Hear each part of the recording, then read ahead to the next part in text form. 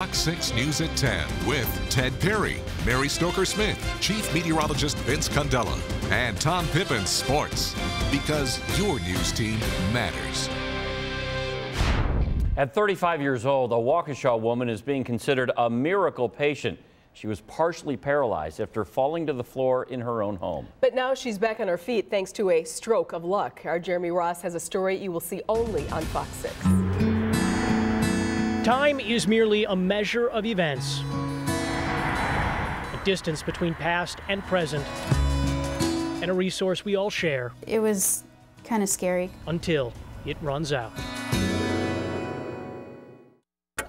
Take it 15 minutes by 15 minutes. Are you lucky to be alive? Definitely. Tracy Gerber's time was nearly taken away back on October 14th. Near the place she and her husband play Monopoly, Can you make me a car? an internal struggle Or a battleship? for survival played out. My husband Jeff had called. He said, I'm on the floor. What are you doing there? And I said, I don't know what I'm doing on the floor. And she was talking a little off. I'm like, are you drunk? And I said, I wish I was drunk, then I'd have a reason to be on the floor. And she had no perception anything was wrong with her. Her husband Jeff came home to find his once healthy wife immobilized on the carpet. She's moving one leg and not the other. I'm like, you're not okay. My husband had called 911.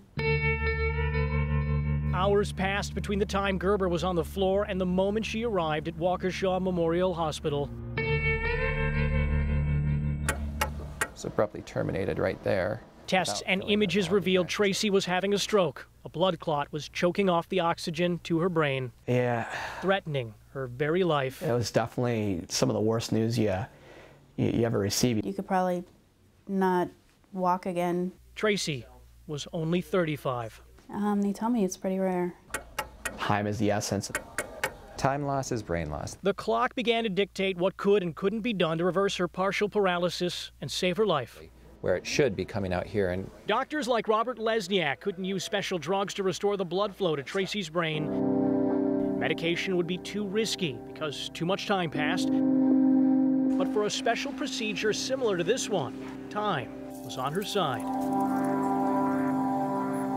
given her young age, that was a major contributing factor that made it easier to navigate through the blood vessels we needed to. Lesniak performed an intra-arterial thrombectomy. That's a process where a small tube about the width of a dime is threaded from the patient's hip to the brain. We start passing our smaller tube up. There, the device can directly suction the clot out.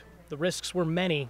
The guarantees were few. Because she deserved that chance to try and live a normal life. To feel normal again. Tracy became the youngest patient at the hospital to undergo the procedure to remove a blockage slightly larger than the head of a pin. I just remember waking up in my room in the ICU. From there, the quality of the rest of Tracy's life would be measured moment by moment.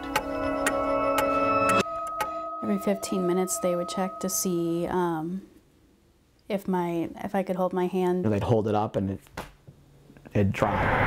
Minutes turned to hours. Hours turned to days. And on day 2, Tracy turned the corner.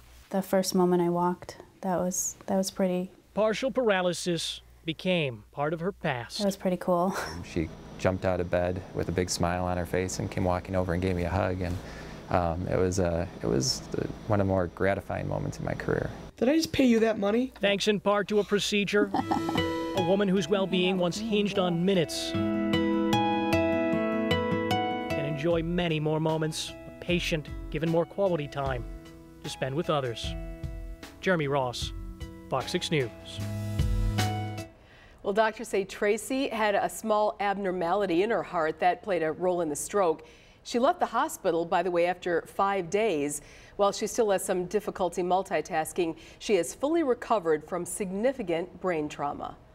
Wish her continued success. Great story. Yes. Let's think back a week ago tonight. We were preparing for a messy Thursday. Right. I remember that Wednesday night. We're like, it's not going to be pleasant on Thursday, especially in the afternoon. And boy, you delivered. It was not. It wasn't. It was not.